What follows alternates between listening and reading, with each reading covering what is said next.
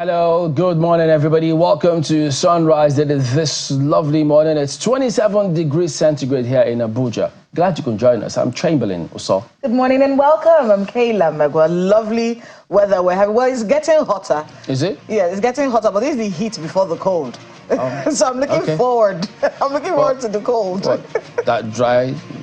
Cold is not dry season, so... There'll be a cold. There'll be one cold like that first. Before one dryness comes in. So I'm really looking forward to the cold. And, you know, because we are talking about the nation's capital, we'll be moving to our skyline, which is a very important part of the nation's capital. Right there on your screens, we are looking at Eagle Square in Abuja. So much has happened at this venue. Which one kind of stands out? Well, I've watched Chamberlain do all sorts of programs there, do commentaries for new presidents. Famous Eagle Square, right? Yes, this is one of those places where if I ever enter into Eagle Square, I always think about how many things have happened on this ground, how much history has been made in Nigeria. Which one kind of stands out for you, Chamberlain? Well, there are different ones, really.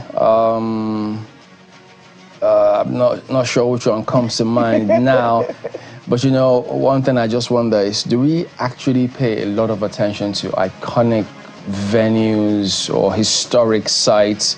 Do we preserve all of those kind of areas? Is it in us to keep those historic places? Yeah.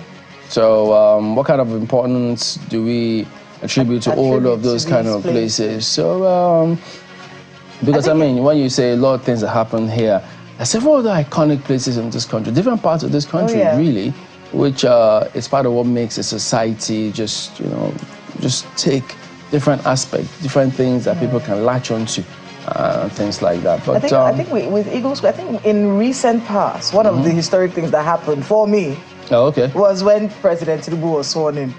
And we were standing there. Remember, we were all standing on the ground there, and we were looking at him, and he shouted, "Subsidy is gone." And then we all started Googling, what does that mean?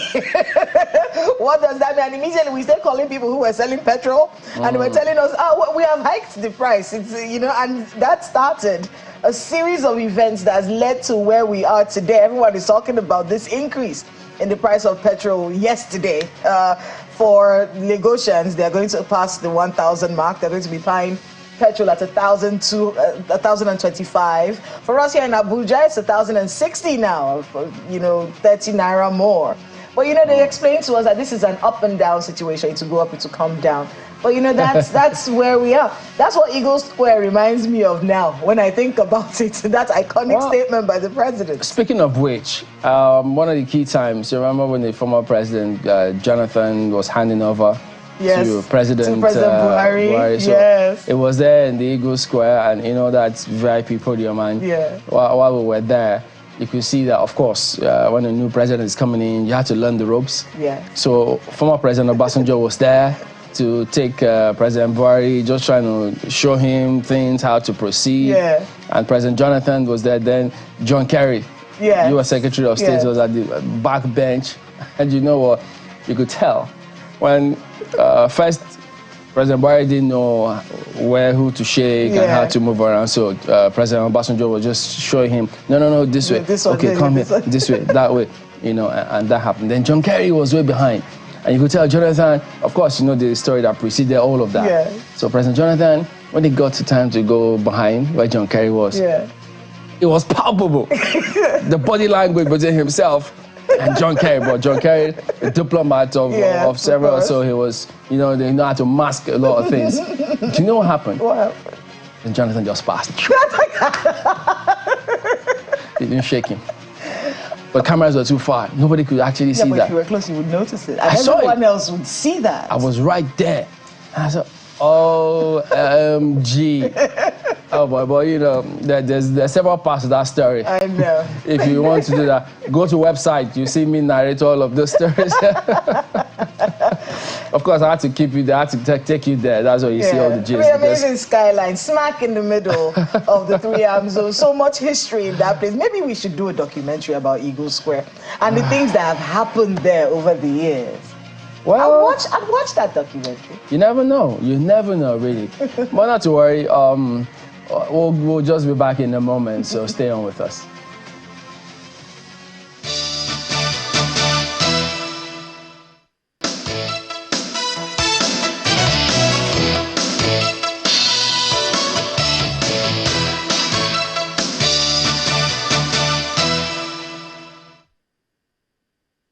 Lawmakers resumed on the first day of plenary amidst significant level of anticipation for the screening of the president's ministerial nominees. After an hour, an announcement postponing the exercise was published to allow the nominees more time to complete documentation. The Deputy Senate President, however, used the opportunity to express concern over the protracted power outage in the north. The area that electricity is taken to the northern part of the country was vandalized by terrorists, and it has become a problem for the TCN staff to get to where this occurred, to get it restored, because that area is being occupied by terrorists. What is being done now is that the security agencies are putting their hands together to get to that spot and try to eradicate or take away the threat. Still on the power situation, the Senate Committee on Power invites the Minister of Power for an explanation. The bandits are also threatening the contractors that we sent to fix it, which is why we sought help of the NSA and the other security agencies. So, with due respect to the Senator, the northern blackout was not due to technical grid collapse. It was vandalization. And we have explored alternative routes of supply power, which is the Bauchi route, which was also vandalized anyway, but that one is easier to fix. And we are saying within the next 2 to 3 days, there will be light restored to the north. The Senate committee expresses an intention to continue to probe and compile its report with the assistance of the Nigeria Electricity Regulatory Commission. From the National Assembly, Gloria Umezuke, Channels Television News.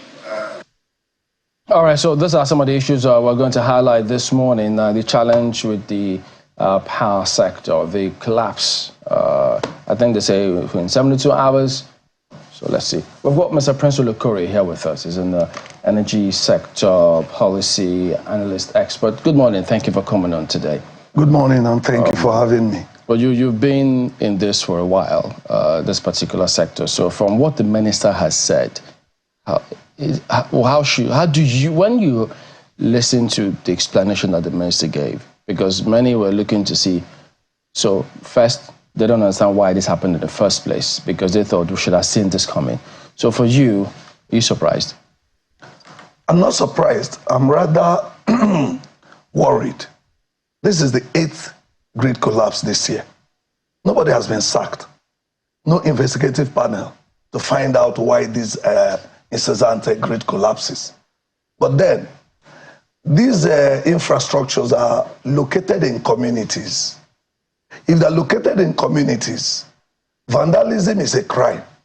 Extortion and exploitation of the consumers is a crime.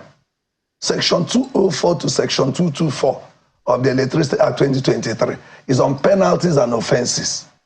It has provisions for protection of this infrastructure.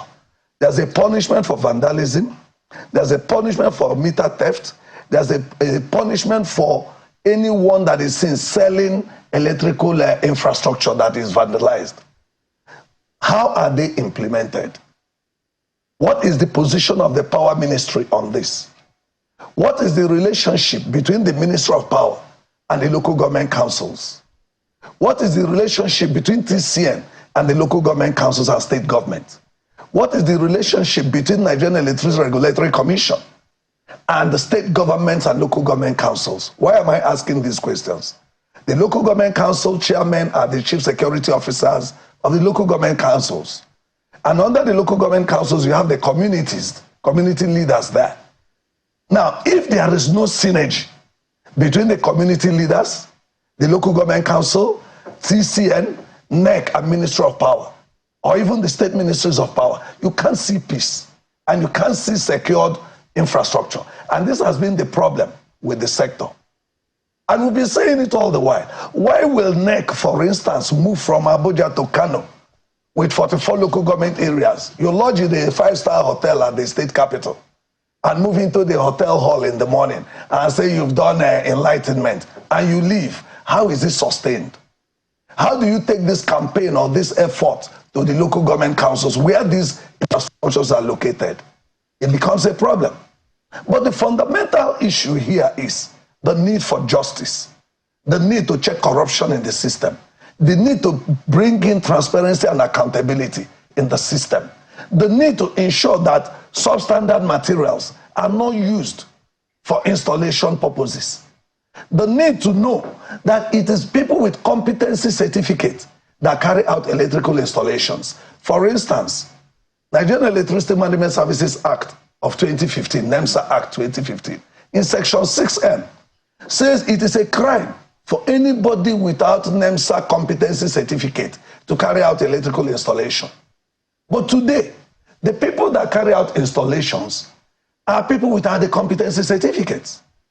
It's even funny that staff of discos, distribution companies, who should be there to ensure that these equipments are okay, take over contracts. They struggle for contract with the Licensed Electrical Contractors Association, their members. And then who will monitor? It is expected that when the electrical contractor is given a job, the disco should be able to monitor and see whether it is good enough to serve the area. Have you made, you've made some statements right now, that would indict a lot of people. Of course. Have you made a formal complaint about these things to the minister's office, for instance, so something can be done about this? Yes. What happens when you send let me give you this.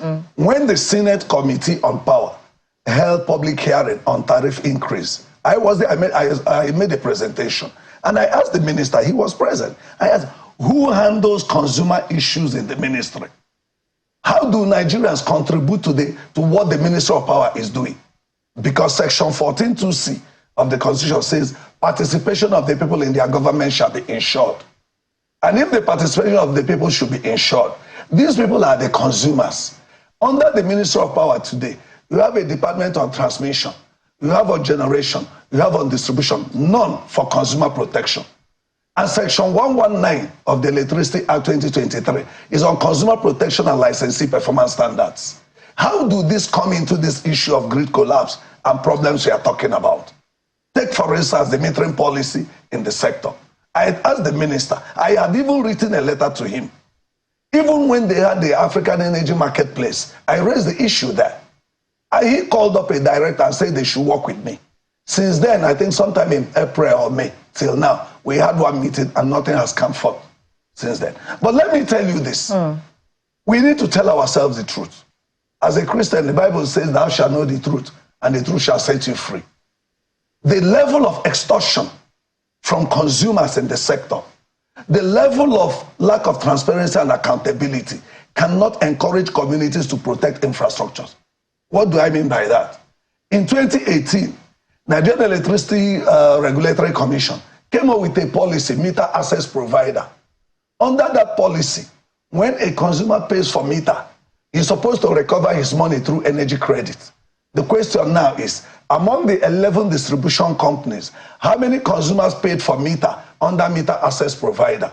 And how many have been refunded? Number two, in 2020, 2 years after, the NEC and the ministry, they came up with what they call National Mass Metering Program, which 200 billion naira was provided for. And it was to be implemented in 3 phases. The pilot phase, 59 billion naira, was distributed to the 11 discos. As I speak with you, between 2020 and 2024, only 7 billion naira out of that money is paid back. What happens to the rest? And nobody hears about that policy anymore. What happens to the 3 phases that were to be implemented? The minister has not told Nigerians. Yet the minister is now saying that government has procured 1.8 million meters. Under what condition? Now the question is, who benefited from these meters under that 59 billion naira was brought out for? And the most painful and worrisome is that in every bill you and I pay today, a certain percentage is for meter acquisition fund. What is meter acquisition fund? when the consumer is paying for the meter, you still have meter acquisition fund as part of the bill. On top of this, a percentage of the bill we pay today, the discos requested for tariff increase. And the tariff increase they requested, they said one of the reasons was for them to get money to pay back the loan, the 59 billion naira loan. So you and I are paying for payback of a loan we never benefited from. Now, who gives account on how many meters we are distributed to Nigerians under National Mass Metering Program? Who gives account as per how many Nigerians are paid for meter under the meter access provider? This is on metering. Go backward again. There is what they call CAPEX and OPEX. CAPEX is capital expenditure. OPEX is operational expenditure. NEC, the regulator, approves this for the discos every year. Now, go and do study. How many transformers are functional? How many do the communities provide and how many do the distribution companies provide? And then what is the community investment in the power sector? Most communities in Nigeria today, they bought their transformer, they bought their pole, they bought their cables, they paid for it to be energized, and the distribution company will not put in 1 naira. Well, now, if you're a community leader or you are part of the community that has paid all these monies, and the distribution company did not put 1 naira, and after it has been connected, they bring bills, estimated billing, that is not justified. Will you be happy? So the thing is this, I mean, so for some of the issues you raise, starting from that of the community, when you say what is community's involvement, they buy this, they buy that. But we also know that according to the laws, even NEC provisions, they've instructed the consumers, do not do this. That the procedure is, it is those discos that are to provide you those facilities. Where they refuse, you can, after complaining to them, if they refuse, you can petition NEC. Those are expressly stated. We've had NEC themselves say this to us time and again. Can we then say community should be investing or they have a role to play according to the laws? If I'm a regulator, and I have the responsibility of regulating the discos, if I make, there's what they call network expansion investment policy. That's what we are talking about here. NEC came up with network expansion investment policy, which entails that before a third party invests, he has to discuss with the distribution company so that they can recover their money. But the question is, you've made this law. Are the consumers aware? No, no, I think that there are two things. The policy, yes. Yes. But what you're talking about, if a transformer or any part of any of those power infrastructure within a community is not functional, usually transformers, do you consider that as part of the network infrastructure investment? It's supposed to be disco to provide those transformers. Now, that is where the OPEX I talked about comes in, operational expenditure. That operational expenditure that is approved by NEC for them is for the discos. Is expected to be used to take care of those things. But where you don't take care, the community comes to you. They are not even enlightened to even understand what the policy is. So but that's another different thing. Of course. It doesn't then mean that, you know, if they are not enlightened, you know what they say about ignorance of the law, it's not an excuse. It doesn't mean that the law requires them to do that. They are not supposed to do that. But let me even ask you. Ideally, let me even ask you, is there need for research? If you have a policy, if you are NEC... How is that connected to... It's connected. Because if you're saying ignorance of the law, this NEC is set up to regulate the discos. And if they are regulating discos, before they came up to make the pronouncement that anybody, before you invest, you need to find out. No, I think I'm not... Maybe the words you use. Do you consider that investment? Because if my transformer is bad, the law does not require me, the consumer, to fix it. So how does it come under investment on my part when we know it is the disco's responsibility to do that? Let me now tell you why. If it is the disco's responsibility, isn't it? Where it is, and the transformer in my community is bad. I stay for 1 month, no light. 2 months, no light. 1 year, no light. And I go to the disco. The disco tells me we have no money to do it. Now, will I remain in darkness? Or will I now go and find a way to invest in repairing it so that I can have light? If I now invest money in repairing it, What do you call that? It is operational expenditure that the discos would have done. Now the question is, where is the account of utilization of the operational expenditure approved for the discos by NEC? So because that is approved every year. What do they use it for? And how do you try to find out whether they were actually used or not? So here's the thing. We know that things are not as efficient and functional as they ought to be. Mm-hmm. Of course, we know that a lot of cases, consumers usually bear this brunt. But I didn't get the explanation from you in your opening sequence that communities had done all of this, they had fulfilled all of these things, and then discos or NEC did absolutely nothing. In most cases, people don't just want to, they just go ahead and do that. Is that not what happened? Let me tell you, this was why last week, Thursday and Friday, my association worked with the House of Reps Committee on Safety Standards and Regulations. And what we try to look at is safety issues in the power sector. These issues came up there. And then we brought Orientation Agency to speak on enlightenment and awareness. Policies of government, people deserve to be enlightened on those policies. But when you keep them in the dark, many consumers don't know. It is the advocacy of the civil society that even began to push that this information is now being made public. To say, look, don't invest until. But must the civil society talk before we demand accountability on the use of, we are talking of OPEX now. What about CAPEX? Capital expenditure. When a community begins to, like in Abuja here, there's a community around airport. They've invested 9 million naira. They brought letters to me. Letters they wrote 2 years ago, requesting that their transformer was bad, for it to be repaired. Nothing was done. Until they've not rallied around, contributed 9 million naira. Did they write NEC? They did. I have the letters. And the petition? They did. I have the letters. What was the response from NEC? No response. From NEC? No response. This is why you see that even 3 weeks ago. Which disco was this? Abuja disco. 3 weeks ago, the Public Complaints Commission, FCT, had a program on consumer complaints resolution. They had a workshop on electricity consumer complaints resolution. Why was it done? Many communities for 2 years, 3 years have written complaints. And not I have written. And I can tell you that if you look at these issues, until we look at the power sector and the institutions under the power sector, stop doing it government to government. Okay, so and face the reality. Help us reconcile the whole thing. How does this affect or connect to the non-availability of power supply up north?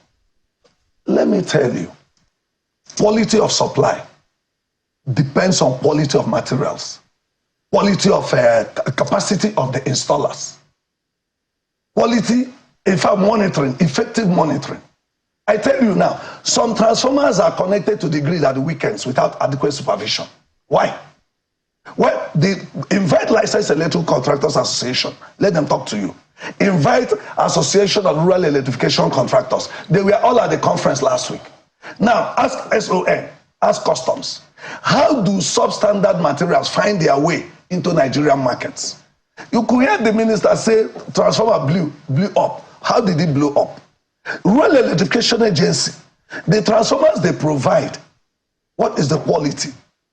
Now, you see a situation where because the communities are left to solve their problems, some people go and buy refurbished transformer. And when you put refurbished transformer and it blows up, it affects supply. I mean, looking at the power sector and everything that you mentioned, it's a many-layered problem. Yes. But I want to talk about the one that the minister mentioned. And it's one that in many ways could be the major issue. He said, it's not a technical, he said that the power supply issue in Northern Nigeria, it's not a technical issue, it is vandalism. Which means that we have a security problem. And even if, he said, I heard him say that even the people that are sent to fix this problem are being threatened by bandits. With everything that you've mentioned, even if we bring heavenly electrical equipment, the ones that were made in the heavens, and it is perfect, and everything is if there is insecurity, and bandits are still able to threaten people, and people are cutting down all of these things in the middle of the community, is there any way out of this problem? If we put this major factor in there, How can we solve the problem? I had earlier told you that there is a penalties and offences section of the Act. And I had earlier told you also that I do not know the connect between the local government councils that are the chief security officers of the state, of the local government areas, where the communities are.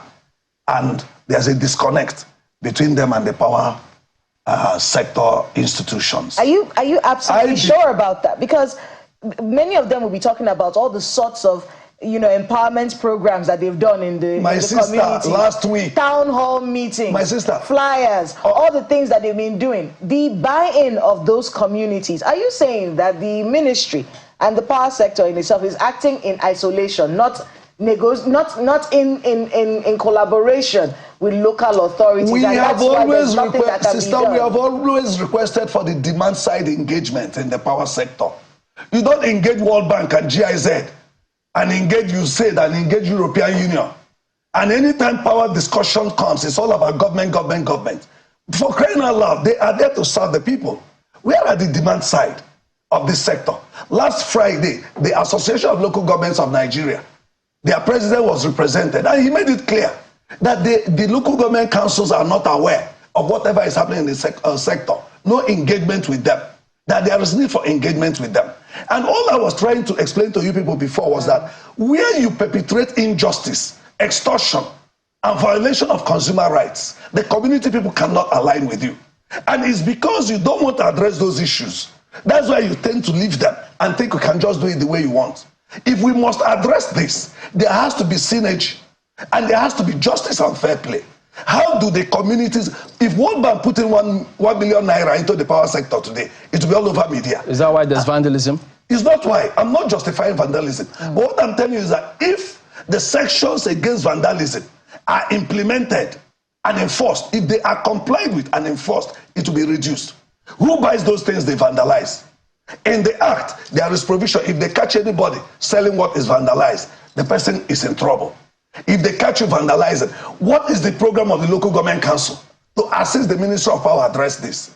The point I'm making here is that it's not the thing you talk from Abuja. Bring it down to the local government and the communities. Hear from the communities. I tell you something. If I feel justly treated, after all, who do those things serve? It's the community people. And if I feel recognized and that my role is important, I will be able to protect those things. They need to work with that. All I'm suggesting here is that the demand side engagement, the consumer engagement is of very serious essence in this. Because these consumers are in the communities. They know who is who. They can contribute in dealing with this. Just hang on a minute. We need to go to break, and then we'll be back and continue our conversation. So don't go away.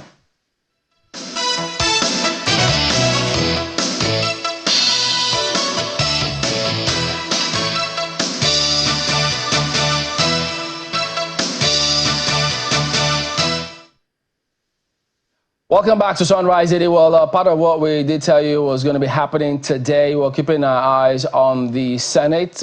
They are expected to screen some ministerial nominees today. Well, that was initially slated to happen yesterday. As a matter of fact, the ministerial nominee from Sokoto State did arrive at the National Assembly ahead of that screening yesterday. But unfortunately, well, you know what they say about that. So that's Mohammed Megari Dingyadi from Sokoto State. He did arrive. I think he's in labor. So he was supposed to have gone on, but for some reasons, that was rescheduled today. So these kind of scenario, of course, when they all arrive, we also keep you up to speed in terms of what happens at that time. But someone to have a look at some of the ministerial nominees that are expected to arrive this morning for the screening by the Senate. There you go. So you'd expect to hear from these lot what they're going to be bringing to the table, what their qualifications are. And you know, it's a very important time, very pivotal in our history, really. Yeah. The fact that, you know, the president promised a reshuffling of his cabinet, whether that reshuffle was supposed to cut down cost or not, the debate is still on that one. But, you know, some ministers were dropped, new ones have been brought in. These are the faces who are going to be manning those ministries if they go through this screening process successfully. Who are they? You don't think they will go through? Well, let's watch. It's possible. Anything is possible in this country. But let's watch and see what happens, you know, with the screenings, and listen very carefully to them. We are in an accountability era in our country at this moment, where we have to get to where people cannot continue these holidays. They cannot continue to just be in office and take the perks of office and not deliver on what it is that they have been sent to do. It's our country, and I want to be able to get Mr. Okore's thoughts on that, really, because we are looking at new ministers. Is this the silver bullet? Are we going to get things right this time? You know, the way he said, It doesn't mean power sector, but the motto of my organization, Association for Public Policy Analysis, is upholding public interest in governance. That's our motto.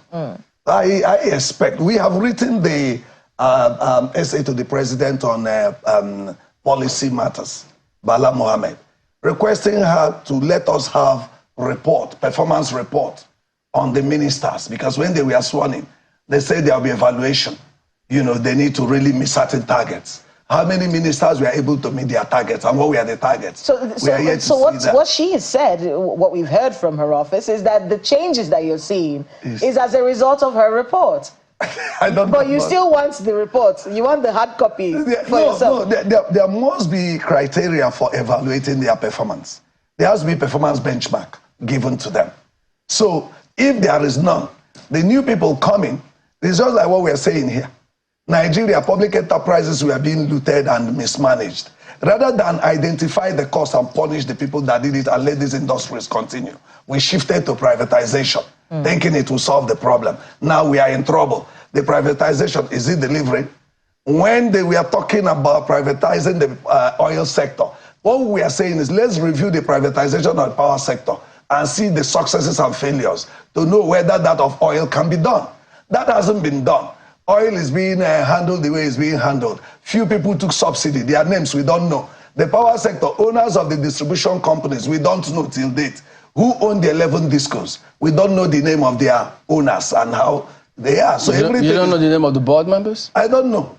We are yet to know. And then we want to ask. You don't know about Transcorp Power Holding? My brother, the name of the company is different from the individuals behind them.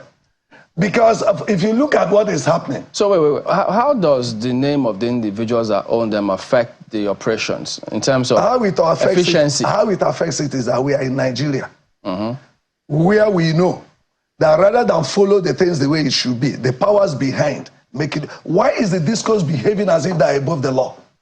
Something is happening behind that you and I don't know. Why would they flout the rule of the regulator? Take instance now. If you bypass a meter now, the disco will punish you immediately. Well, but if they overbill you deliberately, you are told to write and wait for 15 working days. After 15 working days, you are told to go to NEC. And they even said that when you are challenging the bill, they shouldn't disconnect you. But they disconnect people with impunity. And look at the Act. That's why I raised this question. Section 217 of the Act, which is on these offenses and penalties. It talks about false declaration. If you declare falsely in the sector, your punishment is just 100,000 or 2 months imprisonment. But if a consumer confronts you as a staff of the disco, the punishment of the consumer is 6 years imprisonment and 2 million naira fine. What do you mean confront? For instance, you told me now that you are giving me life for 20 hours in band A, and I got only for 5 hours, and I don't even have meter. And you say there is grid collapse. Wait. During grid collapse, no light, no supply. No, just a minute. You don't have meter. How do you get power if you don't have meter? No, many people are given direct, estimated billing. Yeah. Majority are on estimated billing. Yeah, but they still have meters. No meter. Let me even tell you. I had taken a disco to NEC forum over lack of provision of meter on the transformer. Before this time, are you talking about metering the transformer or their houses? Metering houses and metering transformers. So people have the discos give them direct supply without meters.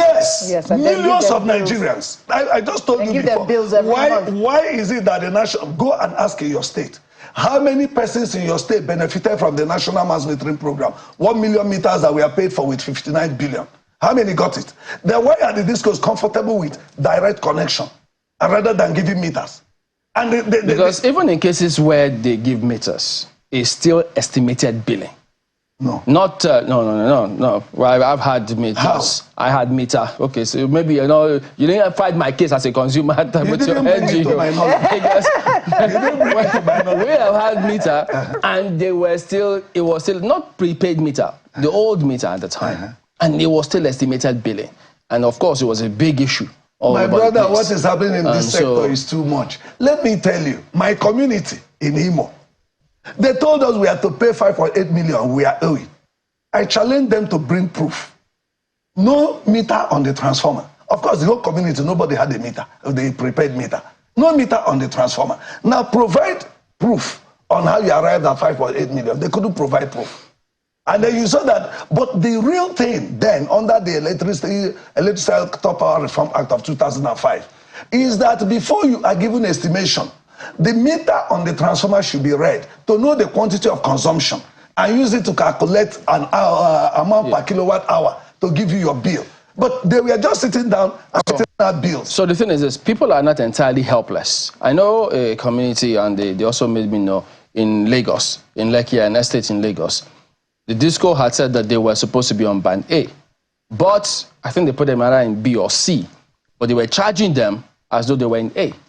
So eventually it was an association, that estate association, that came together and said, wait a minute, they then checked after several years and found out that this is what had been going on. The disco had to start begging. So groups also have to take up that responsibility and just look and ask questions, because you have a right to ask those questions and demand. So whether you confront them or not, but people have got to ask those questions of those people. So talking about the states, the law now says states can provide power. They have a way to come together and provide something. So what do you think is the challenge? Why are states not picking this up? My brother, state electricity market is the in thing now. But let me tell you, if I'm an investor, and I want to invest in your state electricity market, number one, what is the number of consumers in that state? To enable me know that I'll be able to make profit if I invest. Do we really have consumer enumeration that is realistic? When they tell you metering gap of 7 million, it's not true. What? Because there are the basic things that need to be done on the state electricity market. It's not enough saying you have given license to State Electricity Regulatory Commission. How many consumers are in that state? How much bill is generated from that state? What is the investment of the state in the infrastructure? And what is the investment that the new entrants into it, the new investors, will be looking at? Is that impossible to get? Why are they not available now? That's the question I'm asking. Because if you want to say states get in, there are basic questions investors will ask. Just like when privatization was done, people jumped in, privatized. It has been done. But if Abia State is able to do it, why can't other states do it? Well, I don't know. You are the one asking me. I'm only telling you that state electricity market is something good. But there are basic things that need to be done. If a state has 20 local government councils, let me even ask you, do you know that in privatization, states we have to own 40% of the value chain? Why will a state be an owner of 40% and he doesn't know how much revenue is generated from electricity payments in his state, and he relaxes? I want to be able to really open that up, because that's a very important question that Evelyn asked you. If in Abia State, Alex Oti was able to get that done in Abia State, what's stopping other states? Is there something that we don't know? That is what I'm telling you. We need to do more investigation. Just you said people can take action. You know, yes, that is just like we've taken our own responsibility to enlighten the people and monitor the policy. We monitor the policy. That's why I'm giving you all this information I'm giving you. People should speak up. We engage in the sector. Like last week, we had 7 presentations and on different topics. And we are assembling our report. And that report will present to the committee on safety standards and regulations for them to look at the power sector and the cause of the problems. So when you look at all this, you will not talk less than I'm doing. You may even talk more than I'm doing here. Because what we are discovering is serious. A state where, states, some have Consumer Protection Council or committee. What do they do in ensuring that there is satisfactory power delivery to the consumers, to see that the payments consumers are making are in accordance with the law. And I don't understand. Because if you want to do, that's why I was saying the relationship with the local governments, the relationship with the state. The first thing to do is to review the act. Even though it said key in. How has the regulator been doing it up there? What area of the act are they going to review? My brother, Section 204 to 224, penalties and offenses, is screwed against consumers. I have mentioned one to you that Section 217 on false declaration is only 100,000.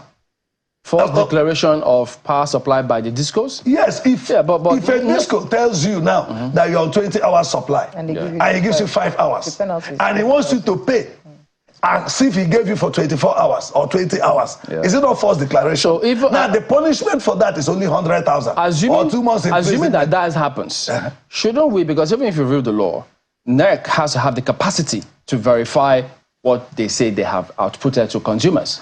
Do they have that capacity? We need to address that, because even if you change the laws and you don't fix this part, well, I mean, it's still going to be hearsay. So you see, all the information I'm giving you here, I know that NEC may be listening, many of them may be listening. Let there be a review on implementation of policy laws in this sector. Are they being complied with? Are they being enforced? Is the distribution company really obeying the regulations brought out by NEC? Why would they flout them? And then why would, like I've mentioned meter policy here that I told you, I think I expect you to be concerned as to why was 59 billion naira brought out for metering. How many got from your state? You are not interested in that. And you are pushing me other ways. Shouldn't you be interested? You should be interested to ask. It's clear how many persons got the meter in my state? It's clear you don't understand. Why is this? It's clear you don't understand the role. We have to ask you questions. You really want to tell us the answer. No, but the questions. So forget about if you don't see concern on our faces. Just listen. No, you are not taking the questions. The areas I expect you to. No, you see that's the thing. I can't ask you the questions you think or expect me. Whichever questions consumers face, that's what we ask you. Let us help. What I think you're focusing on is the Charter of Service. And I think, yes, the Charter of Service, which is an area that even players in that sector have spoken about several times. Because if discos are expected to provide a certain amount of electricity, if that is not done, because it's both ways. It shouldn't just be to protect the suppliers themselves. Even though they tell you, of course, if you have to invest, it has to be profitable. Businessmen, they have to make profit. You do business, you want to make profit. That's given, but it has to be on an equal level playing field. So those are the issues that, yes, we expect. But we started out by talking about, as we wind down, talking about the breakdown up north. So the concern that some people have also raised is this. Yes, the president said they should provide aerial cover to ensure that power supply returns, which the minister said yesterday in 72 hours, it will be done. So the question many did ask then, if that happens, they fix it and the supply comes, do we have enough? Have you seen any indication whatsoever that this would not repeat itself? And that is what I have suggested to you. Multi-stakeholders engagement for protection of electricity infrastructure. That's my suggestion. And that's why I said there has to be a relationship, synergy between the local government council, the community leadership, the state, and then institutions of power, to really hear them out and see how the communities can take ownership in terms of protecting these facilities. I mean, my worry really listening to because we know he said 72 hours. One of the things I'm worried about really is what happens afterwards. Community engagements take time. You know, it's not something that's going to happen overnight. And then getting the buy-in of the people to correct a lot of the issues that you've raised, genuine issues, that could be, you know, stopping the communities from actually caring about these assets in their localities. But, you know, that takes time. In the interim, what kind of out-of-the-box thinking should the ministry be engaging in right now? Because before they do these community engagements, it will take some time. What should they be doing in the immediate term? Let me tell you, there should be a national power sector security summit. A summit will take time again. No, if it's going to take time, after 72 hours, what should happen? Madam, let me tell you, in that local government, there is civil defense there. there's a DPO there. Okay. There's a divisional police officer there. They have security meeting every week. I don't think it will take time. Okay. But what the ministry need to do is engage some demand side representatives and the security agencies. For instance, you may be shocked to observe that some DPOs don't even know the provisions of this penalties and offenses section of the Act. If you don't prevent and you're only waiting to react when it happens, you can't solve the problem. So an immediate consultation with the security agencies in those states in the north should be done immediately. The Inspector General of Police, the Commander General of Civil Defense Corps should immediately engage their people on understanding the provisions of that act and then letting the DPOs in those areas take proactive action. Engage, if you have thrown every week, the local government council with the security officers in the local government, they have their weekly security briefing and security meeting. I don't think it takes time. If they, in their meeting, decide to say, bring community leaders, what is happening in this place? Okay. They are preparing this, which way forward? While that is being done, it has to be done in a holistic manner by the, as we speak now. What is the program of the Inspector General of Police on power sector security? What is the program of the civil defense on power sector security? That's physical assets. What is the program of the ministry on that? How do they engage? So these are things that need to be done. Then again, let me tell you, your suggestion is to ensure that the existing infrastructure is given, at least secured. So are you not concerned about an energy mix? Because are we supposed to continue, just provide security, make sure this is not vandalized? There has to be an energy mix moving forward. Because we can't continue. I mean, yesterday our guest told us, this is not ring-fenced. That if they had ring-fenced it, you can have a back feed. So if there's vandalism, if you have the back feed, then it could bridge. Supply from somewhere else. So we need to think outside the box. But that's where we're asking the state, the responsibility of the states. They have to do something. We have an example of a state that is doing it. Other states, we all should be asking questions of those states to make sure there's at least energy mix so that people can have various alternatives. Because if you rely only on this one, we've seen the challenge with this one. That doesn't appeal to you? The Jonathan administration brought in mini grids. World Bank brought in money. Nigerian electrification project, which a rural electrification agency handled. My brother, do a survey on renewable energy. We discussed it last week. The question is, do you know there was a time National Assembly members were providing solar street lights for their people? How many are functional today? You see, the problem here is, well, for instance, this one we are talking about now, just that the North, they have not had. This is the 8th grid collapse. What has been done? Nobody fired. No investigative panel set up. Should we just be looking at this 8th one? The 1st, 2nd, 3rd, 4th, 5th, 6th, 7th before the 8th, what was done? So what I'm trying to tell you is that there is need to really look at this sector in a serious manner, not just to get loan, get loan, get loan. We should even be asking, all this loan and all the money that has gone into the sector, how are they used? Where do they go to?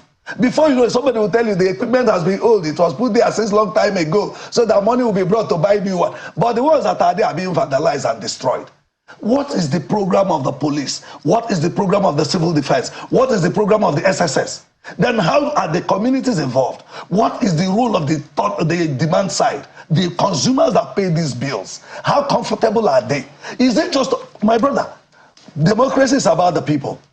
And this privatization is about consumer satisfaction. So why will you be implementing, and that one brings some worry, why will the international community be putting money in the power sector? But they don't care about the utilization. They are more interested in Nigeria becoming a debt nation. And then World Bank, I have told World Bank severally. Is that what they said? Yeah, I've told them. No, I'm not saying that's what they're interested in, but their body language shows that. I have told them, nobody gives money to a prodigal son. All right. If I give you money and you don't show me how you have managed and used it for result, I can't give you again. What if World Bank is related with government? Why are they not related with EFCC? ICPC, Consumer Protection Commission in the power sector, but you only hear the money they put in. Now, why is it that the community investment is never mentioned? If World Bank bring $1 million today, it will be all over media. But communities, what is the investment of communities? We need to find out. What have they invested? All right, Mr. Prince Olukore, we appreciate your comment on this morning. Thank you for your time. Our business morning on Sunrise really comes up now. I wonder why you're laughing at me.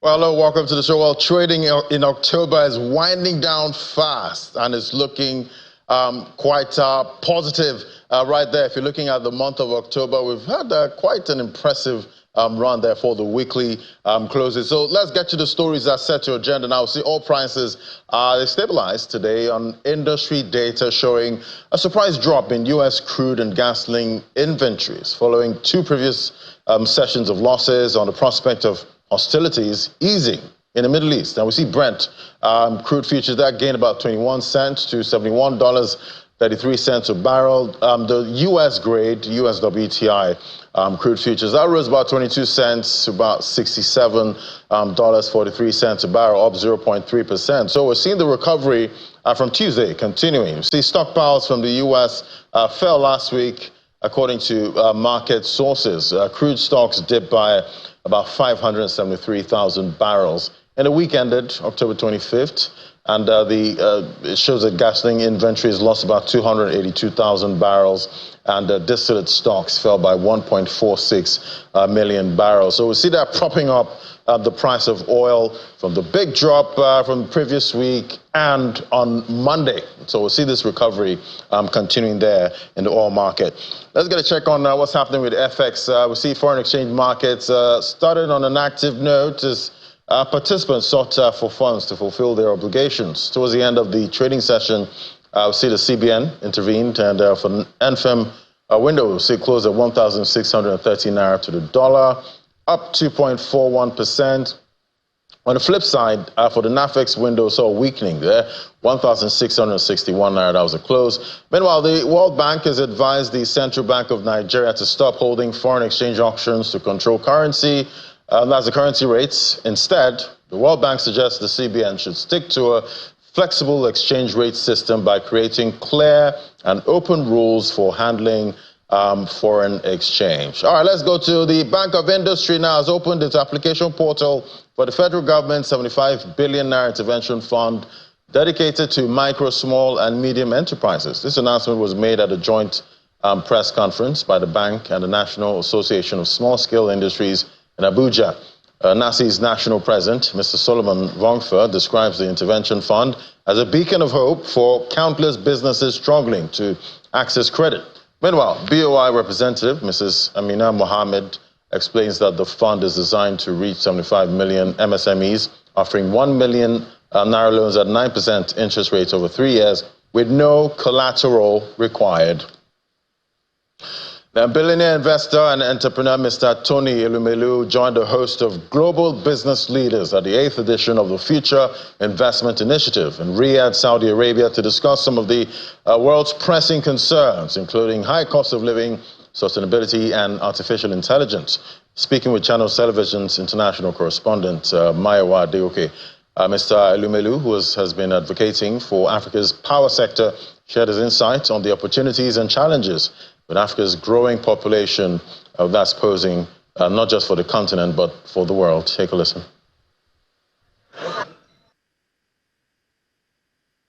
A doubling is projected that by 2040, 2045, Africa's population will increase from 1.4 billion to 2.5 billion, and that in 2050, 1 of every 3 young citizens of the world will be an African, will be living in Africa.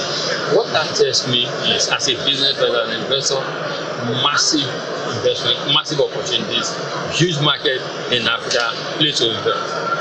If you flip it as a philanthropist and as a realist, you begin to see that that also is a challenge. It's a challenge because poverty is far outstripping wealth creation in Africa. We are beginning to see political instability. We are beginning to see total, some call it extremism, I call it intolerance. Now, all of this will pose a big threat to all of us. So what could be seen by an investor as an opportunity, to me as a philanthropist, as an African, as a realist, is a challenge. But challenges don't kill. What kills is our inability to fix challenges. So it's a wake-up call. All of us, we must do something. We must create jobs. It can never be emphasized.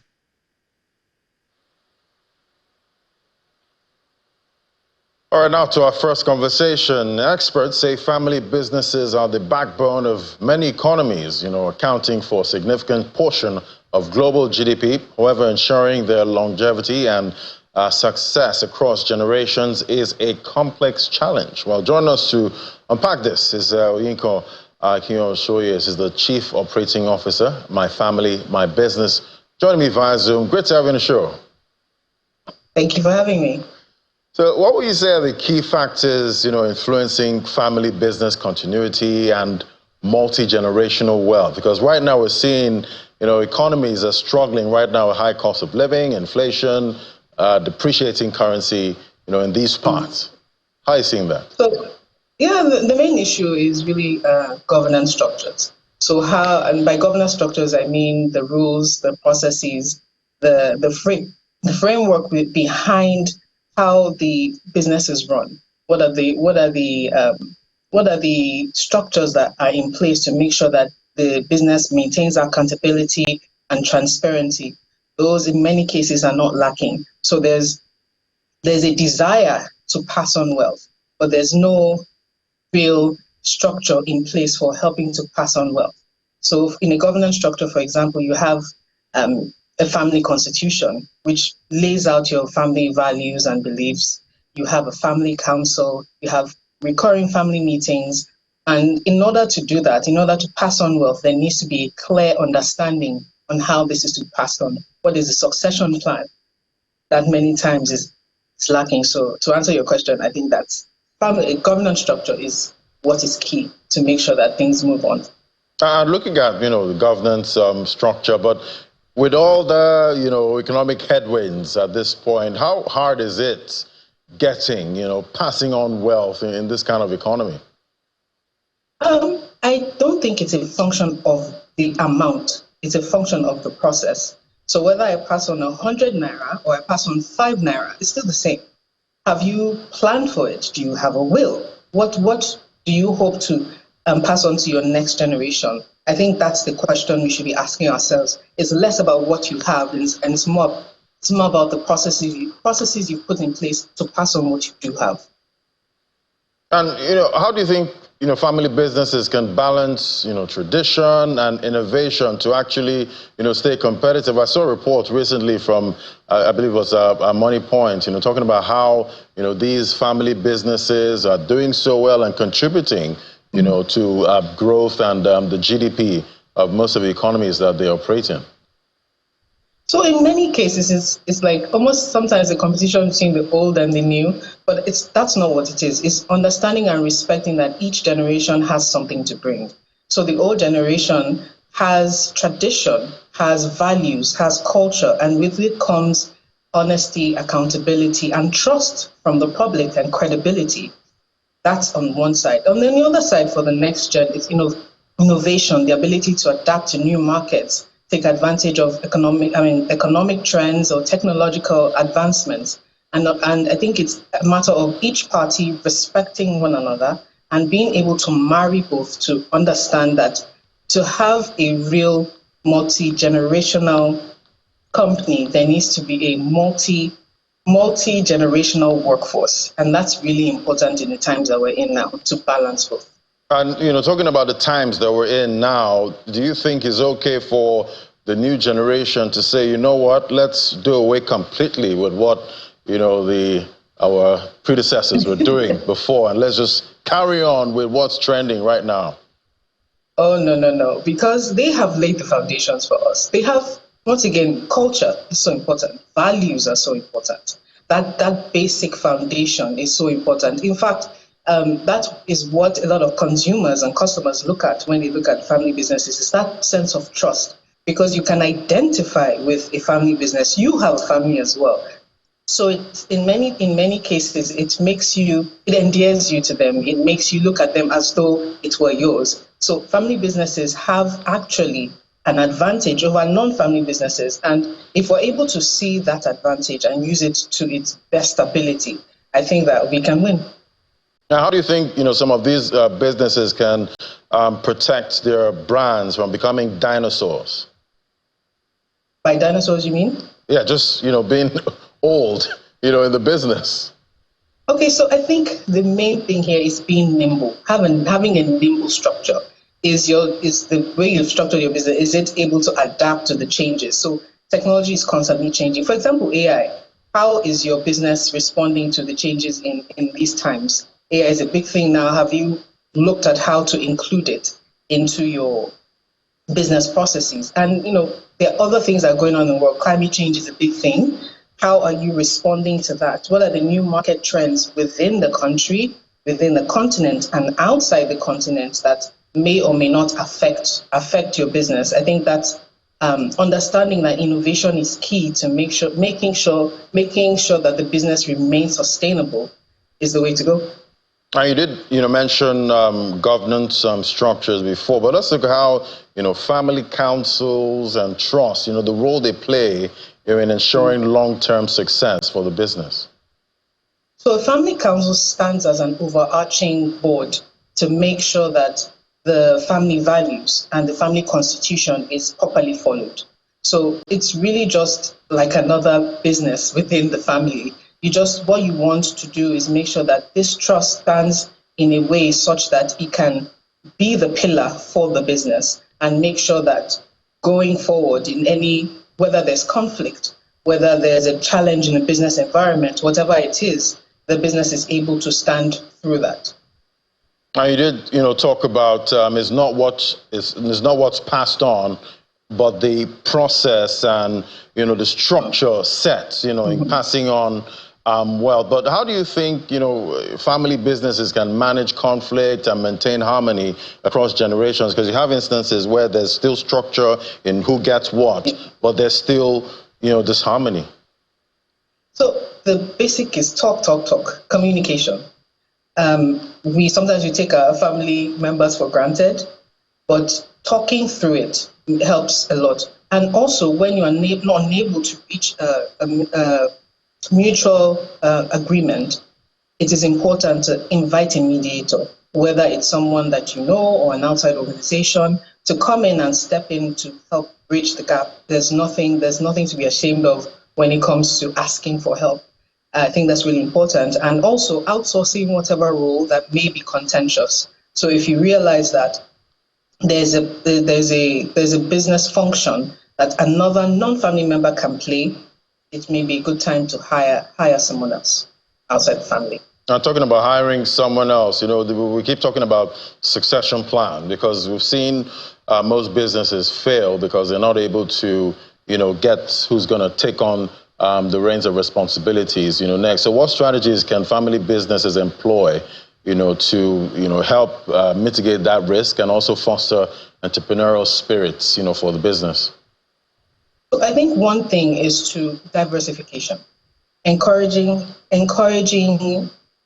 transformation of existing business lines and also creation of new business lines, understanding that a business cannot function in perpetuity without growth. Having a culture of innovation and growth, it helps a whole lot.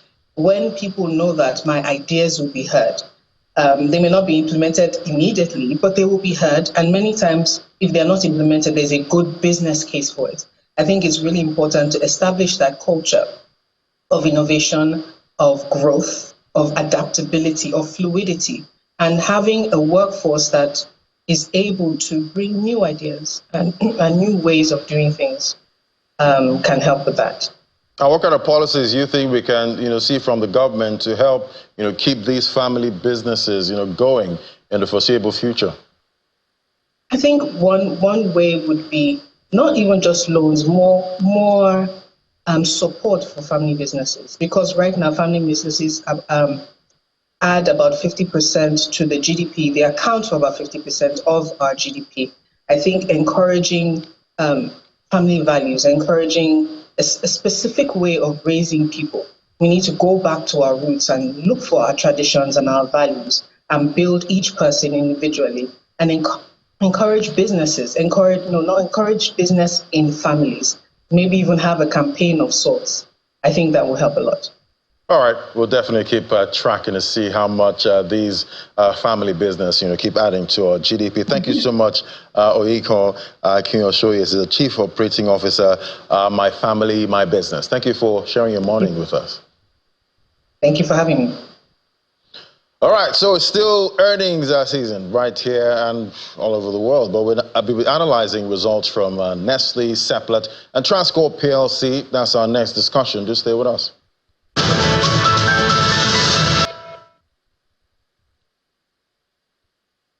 All right, let's look at some of the earnings coming up. They've been pouring so far, and we see the likes of, for the first 9 months, Nestle Nigeria PLC recorded a pre-tax loss of about 255.38 billion naira on the back of a significant increase in finance costs. And we see Seplat Energy, they released its unaudited Q3 2024 results, reporting 532.15% year-on-year growth in profit before tax. That's for Seplat.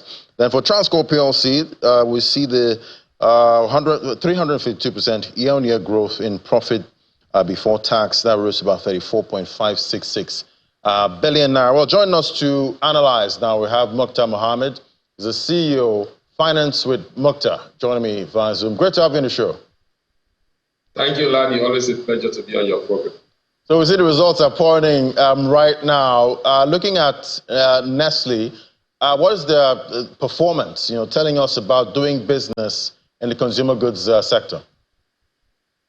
Well, Lani, you and I know that it's going to be tough in that sector. The results from those sectors are same for every of those companies. Whether you're talking of Nestle, or whether you're talking of Nestle, or you're talking of Carberry, the consumer goods sector has just been steady in terms of results. And when I talk about steady in terms of coming up with negativity in terms of results, earnings per shares has been negative, lost about very, very high. And you know what is driving all this? It's just cost of sale, which also have to do with FX. So it's a very challenging time for the consumer goods sector.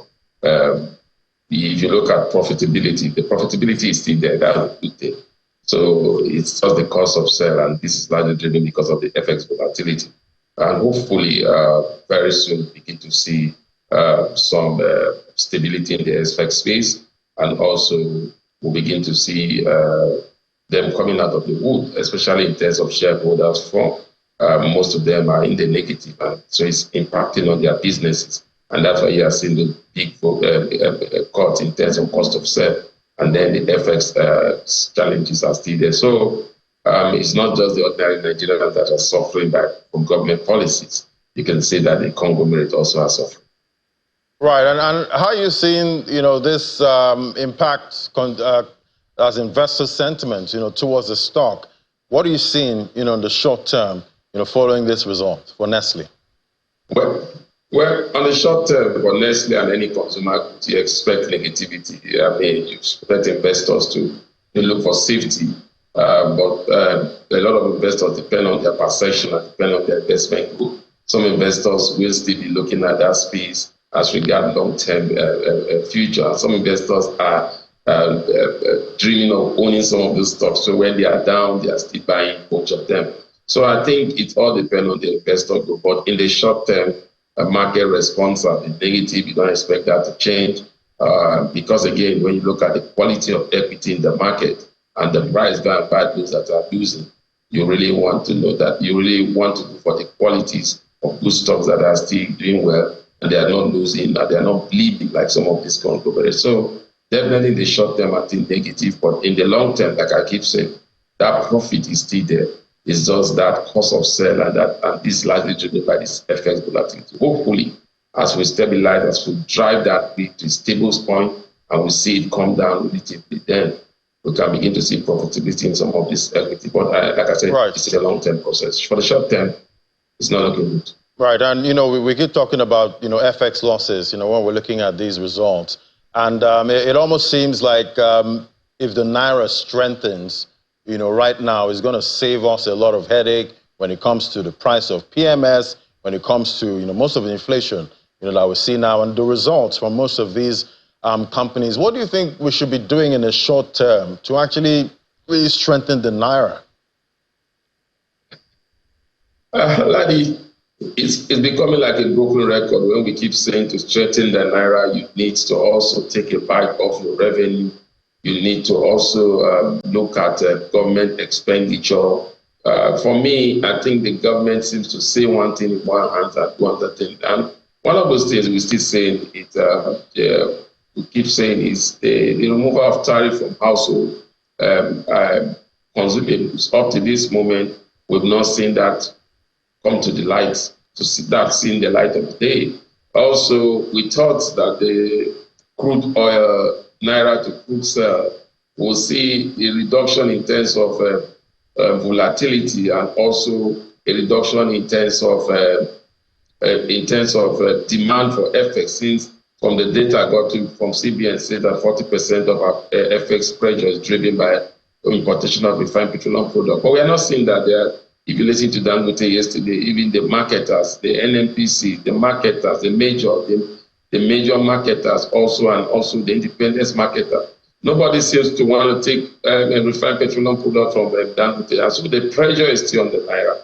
So definitely, government need to take a bite of your revenue, and also the petroleum marketers will need to look at Dangote and then begin to do business with Dangote. Then you could see those rates stabilize. As it stands now, the pressure is still on the exchange rate. Ladi, I'm one of those people that do not believe that you have a robust reserve like what the CBN is priding themselves to have, almost 40 billion, and yet your exchange rate is almost 82,000.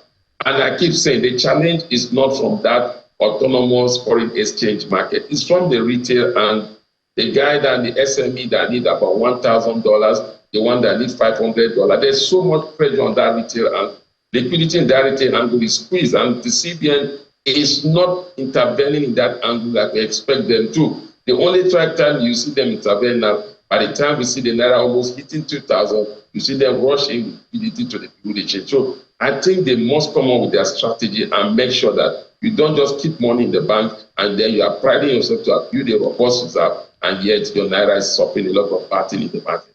Because it's quite interesting. I remember before now, it was all about, fix your refineries so that you can actually have domestic production, and that will somehow reduce the pressure on the naira, and we can get, affordable, energy. But it seems from what Dangote said, they're not buying, his products at this point. Well, we hope that changes, very soon. But, let's look at Seplat now. They play in the oil and gas industry. How did the exchange rate depreciation impact the result? It seems it was a positive, for them. Yeah, Ladi, so Seplat is positive, very positive. If you look at the results, the cost of sales a little bit high. Also, your revenue was good, gross profit was good. I think they tipped the boss increment, about 20% increment in their dividend payout comparable to last dividend, interim dividend. So fantastic results, but there's a little bit challenge if you look at the results in detail. The natural gas sector suffers some dip in terms of production also, and that is the new energy. That's where even Nigeria itself is talking about CNG. And so I think they will look at that space to see how they can improve on that, to make sure that we begin to see them meet up production, especially in the natural gas sector. Also, when you look at this result, remember that this result does not factor in their recent acquisition. So hopefully, going forward, Seplat is a stock that most investors will definitely be looking at. The impact of the market, I think the market has already priced in what to expect. There was no serious market impact on it. But I think we're still buoyant going forward, especially when this acquisition is completed, which they said it's already completed, and we begin to see its impact in the bottom line of Seplat. So for now, I think most investors also are looking at the price. But Seplat has even done better than the entire market. If you look at the entire market, I've done about that. Seplat have done about 146% in terms of price increment, even above the petroleum sector's major players. So definitely, I think it's a stock that a lot of investors are looking at going forward because of this acquisition. It's a full holding, full oil and gas company, if I may. All its subsidiaries are listed compared to others that just list up the marketing arm of the downstream. All is the only thing that we say Seplat is not involved in refining of petroleum product or sales of crude oil. And I think going forward is a good stock for investors to look at. All right, let's look at Transcorp PLC now. Impressive 352% year-on-year growth in profit before tax at 34 billion naira. So what do you think drove this impressive result there for Transcorp PLC? And do you think these results will play into a positive close for the market today? Definitely, Ladi, it will. Again, what I like about this result is driven largely by their power sector, which a profit about 84% of the profit came in from the power sector, which is telling you that that sector is beginning to look very, very fantastic in terms of sales. But again, the cost of sale is still a major challenge there. This is largely driven because of cost of fuel and natural gas. And also that is also, remember the start of PLC, that we were talking about their other hospitality businesses might have a negative impact on them because of the cost of fuel and natural gas. So as like you rightly said in the first time, until we bring stability to that oil and gas space, we might continue to see these things play out. But it's a very good result. Coupled with the share reconstruction, it has made it very, very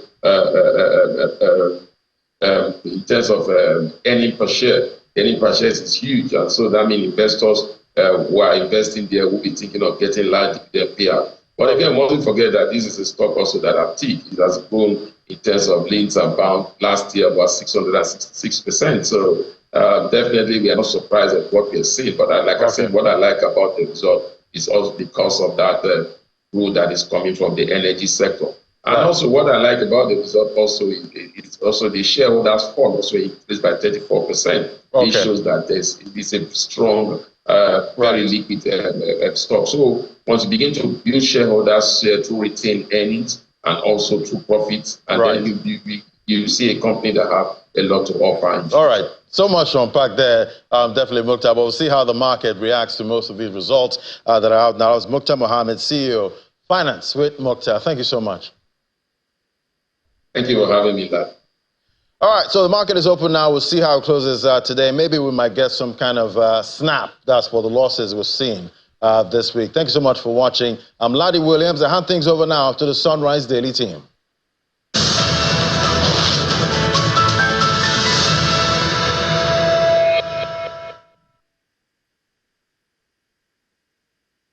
I have a refinery. I'm not in the business of retail. If I'm in the business of retail, then you hold me responsible. But what I'm saying is that the retailers should please come forward and pick. If they don't come forward and pick, what do you want me to do? That's nothing that I can do. So I am expecting either NNPC or the marketers to stop importing. They should come and collect. We have what they need. And, as they remove, I'll be pumping. I don't know whether you understand what it takes to keep 500 million liters inside our tank. It's costing me money. Every day, if I will be able to collect the naira, I can actually charge somebody 32% in interest. So right now, that's what I'm losing. And you are talking about 500 billion. We don't print money, but the issue is that if they come and collect, then you will not see any queues in the filling stations. We have what it takes for them to come and collect. We are not retailers. We also don't have trucks to send. We have a factory where we can load. If they come and pick, they will go and distribute. And they've been doing that with importation. So if they have been doing that with the importation, if it's true they are doing 55 million, I see no reason why they won't come and collect our own and distribute. Okay, so we've got Alhaji Abubakar Garema here with us. He is the President, Independent Petroleum Marketers Association of Nigeria, IPMAN. Good morning. Thank you for coming on today. Good morning, Chamberlain. Well, all eyes on you now because of what Alhaji Dangote has said. They said, well, marketers, you people are the problem. Why are you causing us problems if we rely on what he has said? Well, in fact, we independent petroleum marketers, we are still waiting NNPC to load our product. Presently, as I'm speaking now, we have over 40 billion naira outstanding with the NNPC to load product. And my marketers are always looking the way they can get this product direct. So I'm very surprised when I heard the President Dangote say he has over 500 million liters of PMS. And we independent petroleum marketers, if he can be able to sell this product to us direct, definitely we are ready to buy the product. Because we have to pay before we pick. Presently, just like what I have said, we have over 40 billion naira under the NNPCL custody. We cannot be able to source this product. And just of recent, there are some of my marketers, independent petroleum marketers, that NNPC sent to go and load in Dangote refinery. I'm telling you, those marketers, they stay with their trucks over 4 days. They cannot be able to load. So there are so many challenges. Why? Well, in fact, I didn't know the reason. And that is the reason why we have been contacting Dangote management to allow us to start taking this product direct. So that we know, immediately when we pay the product, we can be able to pick this product. So if Dangote is having these 500 million liters on the stock, we tell Dangote we are ready to buy this product that he has said, direct. Let's rewind a little bit because there's so much you've said there. First of all, when you said NNPC is owing, what, 40 trillion? 40 billion naira. But I thought that the last information that was circulated is that that issue had been addressed. Yes, it has been addressed the last time by the DSS. Actually, they have intervened, which they have started loading, but so sudden, you know, as they are loading, my marketers too are paying. It's a continuous process because by the time when we stop paying, definitely our supply will be cut. So normally the way this process is, immediately when our stock through the NNPC is a little bit down, we have to inject another capital. It's a continuous process. So wait. And it's only NNPCL at present, to what we had, they are the only sole off-taker in Dangote refinery. I see. So wait, from what he's saying and from what you said now, is he trying to say, because one would assume that since all of you are in this sector, Dangote will know that IPMAN paid to NNPCL who go there to pick. But NNPCL has themselves said, we're not going to play the role of middleman again. People should go there and buy. So when Dangote then says, marketers come and buy the product, you can buy directly. So it means he's trying to say, yes, NNPC has said, we're not playing middleman anymore. Come and buy directly. So is there any reason for IPMAN to still pay any money to NNPCL for this product? Well, you know, in buying direct through Dangote, there are some certain process, which we are still following the process. What is the process? The process is you have to have, because he mentioned that they cannot use us individually, but they want us to come as a group, which we have already done that. We have a company called IPMAN Green Energy. We submitted the particulars of the company to Dangote management so that he will register us to start collecting through that our company. But up to the present date, up till today, they cannot be able to register our company, talk less of going there to start carrying direct through him. So This IPMAN Green Energy is already a registered company. Yes, it's already a registered company. You have to be registered with Dangote as a petroleum marketer to lift the product. Yes. So it is at that point now that your stock. Yes, that is where we are now. So immediately when they register this company to us, I'm telling you all these issues that is going, it will be solved. How many days did they say they will register your company? Why well, in fact, what they just of recent, even today, yesterday, I called their attention. They say we should wait between this coming 2 days. They can be able to register our company so that we can be able to start taking product direct through them. Because what is there? Independent petroleum marketers, we are the real retailers in the country because we retail over 80% of Nigerian product in the country. So therefore, if Dangote accepted, he registered this our company, he will see a lot of changes because we don't normally go to import. We always consider the company of the country first. It's our priority. I want to be able to take you up on that because that's actually what he said. I want to quote him directly. He says, I'm expecting that the NNPC Limited and the marketers should stop importing. Are you importing? No, we are not importing. Is he wrong in saying that you guys are importing? No, but the question is, if I told there are some marketers, because we heard that there are some marketers that are importing, but not independent petroleum marketers. But if they are importing, what makes them to import? Yes. It's a question. Which I think is Dangote and those marketers, they are the only people that can answer this question.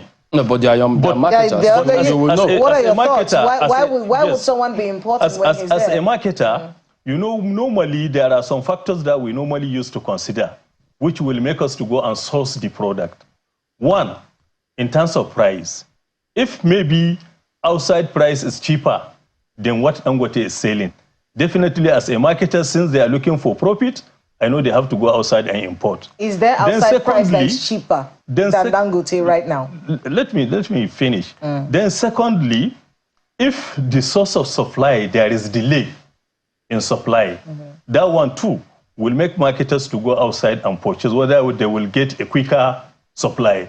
Just like we independent petroleum marketers, we normally, our highest places where we source our product because it's cheaper is through NNPC. But if we have seen that there is much delay for loading, then we go to private depot owners and buy it at a higher rate so that we can be able to carry it to our filling station and discharge and sell. So let's answer that question. Is there cheaper products outside? Is there petrol that is cheaper than what Dangote is selling? Well, you know, when they say somebody is going outside to import what is inside the country, then that question must be asked and confirmed. What is really happening? Which I said, since we are not importing, I cannot be able to answer this question. But very soon, if the situation becomes like this, we cannot be able to get quicker registration, which we can start importing because the sector is being regulated. So you're saying that you're going to start import. You're saying with everything that's going on and the deregulation? Yes, if there is much delay that we cannot be able to be registered through Dangote and start obtaining our product direct, till we buy through the third party, then automatically we get another source. We think for importation. So how many, because you said you've been waiting there for a while, how many more days are your members willing to wait for Dangote Refinery to accredit your company before you start thinking about going to import, because you're in business too? Yes, you know, the reason why we cannot quickly go and start importation and still give Dangote time, because the way he designed his refinery, it favors independent petroleum marketers, because he has a loading gantry, whereby we know all our consumption, according to the volume that he says he has, through his loading gantry, if we buy product through him, we can be able to carry our trucks there and load. What is the capacity of IPMAN to load from Dangote Refinery? Can you take the entire 500 million liters? Not in one day. We cannot take the entire, but you know, Nigerian consumption, if they say Nigerian is consuming 30,000 million liters, definitely out of that 30,000 million liters, we carry 80%. That is 30 million. Approximately we carry 80%. Then the other marketers carry 20%. That is how it is. Either major marketers, NNPC retail, IPMAN, all of them, we buy product through them. So, as it is now, from what you told us, the market is deregulated. Yes. Anybody can import if you want. Yes. And then you can go and buy from Dangote if you want. Yes. So no law stops you, because at the end of the day, it's about your bottom line, what you calculate. If you can make profit, you do. So, but in terms of, because now we've seen another increase in petroleum price, is IPMAN too increasing, or are you reducing? Because you told us that you can get it cheaper if they allow you. We are still waiting the NNPC to bring out their template of increment. If they bring their Is it NNPC that increases, or NNDPRA, or market forces? Yeah, normally NNDPRA, they don't normally consider the way people sell their product. It's the marketers that will determine how the market will look like. Okay. So like now, NNPCL has already increased their price. So we are waiting. If they increase our price, we as their off-takers, then we too have no any option than to go and do the arithmetic and add our transportation and then add our margin for profit. Then we increase. But this is only happening since you're buying through NNPCL. So when if Dangote registers your IPMAN green energy, and you start lifting from Dangote, are you still going to be depending on NNPC to increase their price before you fix your own? No, we cannot depend now, since we are getting product the way NNPC is getting. And if it's importation, they will go importation as the way we are going. Then automatically everybody will play his own market. Depends on the way you source your product. So should we expect IPMAN, for instance, if it's 1,050 or 1,060, can IPMAN give us at 980? No, specifically, it's not something that I will come here in the studio and mention, but definitely all what I know, by the time when the sector is fully deregulated and we started getting... Fully deregulated? I thought it's been fully deregulated already. What I'm trying to say now, by the time when Dangote registered us, he started giving us the product direct, the way he has been giving NNPC, then definitely you will see the competition will become real. Yes. So it's possible that if an NPC put their price at 1,050, IPMAN can say, okay, let's make it 1,000. But that is what I'm expecting. Maybe that is their fear. Because immediately when we are getting it direct, definitely I know there will be change of market. I mean, one of the fears that people have had about the Dangote refinery is that at some point, it does feel like he might have monopoly of that particular, and many people have expressed these fears over time. What are your thoughts? Do you think that maybe we should, I don't know, is there some way that we can say no one should buy from anyone else but Dangote for now? Let us support our indigenous refiner and see if we can battle these prices and supply as a country. Is that something that IPMAN would be favorable to? That is what I'm telling you. I said the reason why we didn't start going for importation, we wanted to start business with Dangote so that we support him. So immediately when we started the business, I know he will see a lot of changes. I know. What kind of changes are you talking about? Because we are the retailers. In terms of how much you buy from him? Yes, in terms of the market, his market is going to change because we fully rely on him and buy through him. So that issue of keeping so numbers of liters down will not be there. Sorry, hold on. If the market changes, because this is what we all are concerned about, is the price going to be lower from what you're lifting from Dangote refinery? If the market changes, it will change everywhere. Not only in Dangote refinery, even outside refinery, it will change. So the price can even be higher. It might be higher, it might be lower. It's not supposed to be higher. No, I'm not saying that it will be higher. Yes, because that's where, because for the consumer, all of this English. But all what I know speaking, we just want to know availability, affordability. So if what he wants, because listening to him, he said, look, stop importing. Everyone come and buy from me. I have things that are, you've explained all of that for us in detail. If the business starts, as you said, and everyone starts to move, is there going to be a reduction in the price at all? Is that something that you think can happen? We too, that is what we are expecting. By the time when the situation continue like this, with the set of a lot of programs which Mr. President has already said, definitely we may be expecting the price of the PMS to come a little bit down. This CNG program, you know, as they are going on the CNG, already there are some people who are converting their vehicles to CNG. So those ones, they are making reduction in buying product, petroleum product, PMS. Because there is a report right now that the number of people, I'm going to put it in layman's terms, the number of people who are buying petrol has reduced drastically in the past few months. And that report is basically attributing it to so many things, either on inability to afford this product, lack of availability of the product in itself, and the CNG initiative. Yes. I've seen like 4 or 5 cars inside here that I saw people putting CNG tanks inside their cars. Let's talk about that initiative and what it is going to do to your sector. Is that something that worries, you know, as a marketer of petrol? Is that something that worries you a little bit? You know, if things continue the way they are, is there going to be, will you have to be forced to reduce everything? No, you know, just as you have said, we were not the only marketer for petrol. We are marketers for CNG, green energy. Okay. That is the reason why you see we have a company, IPMAN Green Energy Limited. So we participate too. We are part of the program on CNG, not only CNG alone, even electric vehicles.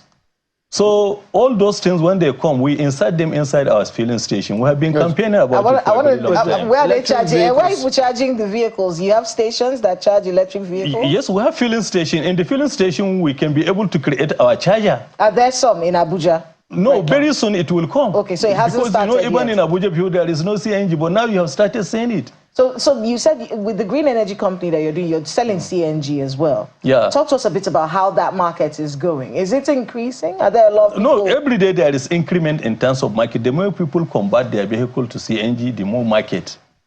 So more people are converting. Yes, more people are converting. So that is the reason why we even advise the government, let them involve the station of independent petroleum marketers, because we're everywhere, so that they can be able to give us these combustion kits. Because if they give us this combustion kit at a lower rate, we can be able to start changing the vehicles in our filling stations. Because already we have a service bay, which is mainly for that. We can be able to start combustion. So the electric vehicle, are you importing the electric vehicle? No, we didn't start importing, but I learned that there is one Nigerian company who started constructing electric vehicle. Oh, Innocent Motors, yeah. Yes. Okay, so this petrol, I need to go back there again. Are we sure that you're not saying this so that, because people think, well, people told us before that if Dangote refinery is on stream, the price will come down. Lots of people expected prices to come down, but today it's gone up. How do we know that even if you fulfill all this and you still live, the prices will not go further up, not lower than what NNPC is selling? You know, the reason why you see that time we are talking about it, which is real, and even now if you check, as Dangote refinery has started coming, if you check, it's only in the city that you will see queue. But in the whole villages, you can't see queue. So first of all, let's solve the problem of availability, which now there is availability. But affordability is important too. Yes, it's important. We too are conscious about that one, because we don't Nigerians to suffer. We are Nigerians. Whatever people buy, we too we have to buy. That is the reason why you see we are bringing a lot of programs to see how we can be able to assist the government in terms of this fuel removal, subsidy removal. So if green energy is cleared by Dangote refinery, maybe in 2 days, as you said, they've said, how long will it take Nigerians to feel the effect of that clearance? Definitely they will see the effects. Immediately when they clear us, they say, okay, now independent petroleum marketers, you should come and start buying product direct, don't to buy any third party. You come and buy your product the way NNPC has been buying through Dangote, you will see changes. I assure you that one. You've not told us what kind of changes. The changes that definitely you will see reduction in price. Oh. Up is not by 10 kobo or 20 kobo. Well, any reduction is a reduction. Oh boy. I don't know. Well, looking for because you can just go and say, okay, if NNPC is selling at 150, okay, we'll give you 140. After all, it's reduction. It won't significant reduction, not 10 But if you multiply that 10 naira, it's not a small margin. It's a big margin. It's a big margin for you because you're selling in bulk. But for the consumer, it doesn't really matter because they're not able to afford this product. But you know, immediately, but really, there isn't much that you can do about it. It's market forces. It is what it is. What's in your thoughts? You know, with this Dangote situation and with everything that's said, what should happen next? You know, you've said the challenges that caused him to say what he has said. Good. So what next? What should marketers and Dangote be doing next? What Dangote will do, since he say marketers have not been buying his products, that is those who are importing, those who started importing, he should check the price properly, the way he has been selling his price. Is this higher than what they are obtaining there outside, or is this the same rate? Then, if marketers buy this product through him, how long it will take to reach their depots? That one too is a factor. Whose depot? The marketers? The marketers' depot, yes. I thought the marketers will go to him and lift. No, normally, you know, he can do shipping. Oh, okay. Yes. And supply? Then, yes, to supply to the depot owners. Like, so like those who are in Port Harcourt, like NNPC and the rest of them. So 2 issues, his cost and how long it takes for me as a marketer to get... To reach your depot. To reach my depot. Yes. So to get supply from him and then to get to my depot. Okay. No, but I thought that just because, you know, what is supposed to be, if I pay my product today, I'm supposed to take my product tomorrow. Yes. So, but you said you waited 4 days the last time. 4 days, ba? No, for picking. Okay. Like now, I have already paid product in your system, and you have seen the money, and you have the product. What next to load? And this loading is in different parts of the country? Yes, it's in different parts because he is capable of doing the shipping. Yes. Oh. So he ships and you pick up. Wow. But the other aspect of that is this. If it turns out that maybe IPMAN, maybe NNPC, if somebody, another marketer, looks and sees these prices are a little still high, I can bring this product in and I get it cheaper. The person can go and import and his product will be cheaper and he will sell out. But how do we know? That is what Dangote is trying to prevent now. But it has to. It will depend on his price. As a marketer now, he should go and review and check how much are they selling outside. But we hope if somebody wants to go and import to bring down the price, they'll not frustrate that person. If you lined it there, they make sure it's difficult for you. Well, it's a market. Oh. It's a market. You can decide to do that. It's a market because what is important in market, when you bring your product, you know that you can be able to generate a profit, then you sell. All right. Okay. President of IPMAN, thank you for coming on. Nigerians are waiting to see what will happen if they can breathe a sigh of relief. Let the people breathe. I think that will work at this time. Thank you for coming on. Thank you very much. I hope that this has worked out. Thank you. Well, that is the program today. We do thank you all for watching. We'll see you again tomorrow. I'm Chamberlain Osol. Goodbye. Have a great day ahead. I'm Kayla Megwa.